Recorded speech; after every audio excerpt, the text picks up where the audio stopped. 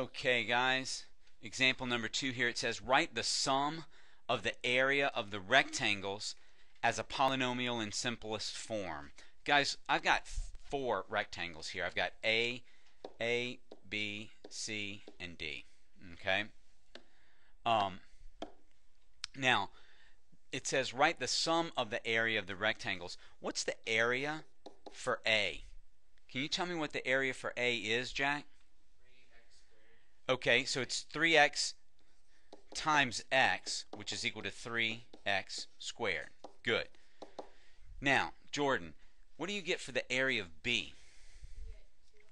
Right, I'm sorry? 2x. Just 2x, right? 2 times x is just written as 2x. Okay, good. And how about C, please? Read. You get 9x.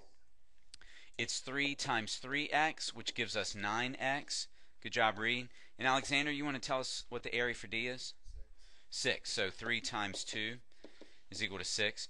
So now they want us to write the sum of the area of these rectangles. So I'm just going to write it out. 3x squared plus 2x plus 9x plus 6. Okay? And I'm going to circle my terms here. Oh, Ian, I've got 4 terms there. Can I combine any of them? Yeah. Which ones? 2x and 9x. The 2x and the 9x. So I'm just going to bring down the 3x squared. And then 2x and 9x gives me what, Ian? 11x. 11x, positive 11x, plus 6. Okay? So now I'm done. I've put all together that I can. Guys, make a note of this. Remember, we're going to write these things in descending order. So it's x squared comes first, x to the first comes next.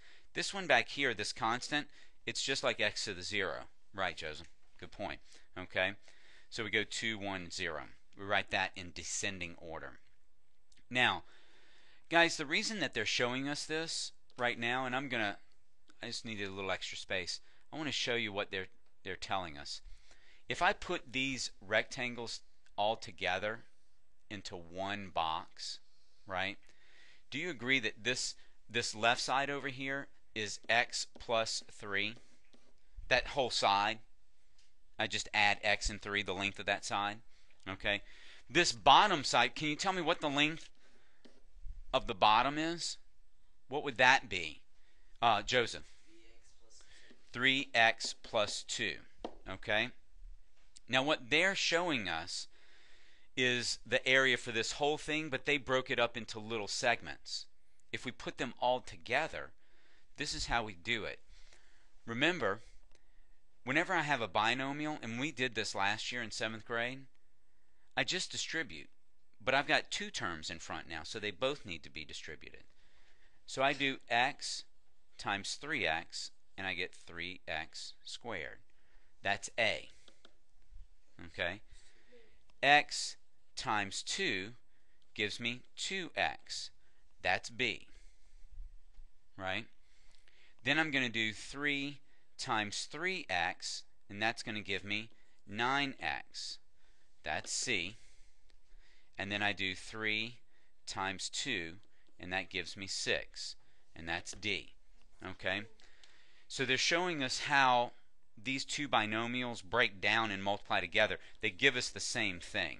Yes? When I combine these 2, I'm going to get 3x squared plus 11x plus 6. Same thing. Okay? The problem that you'll do for homework, number 1, that's at the end of the homework section, it's in the wrong place, but look for it. Eric showed us where it is. Thank you, Eric. Okay? It's done just like this one. Okay? All right, guys. Good job. I'll see you at example number 3.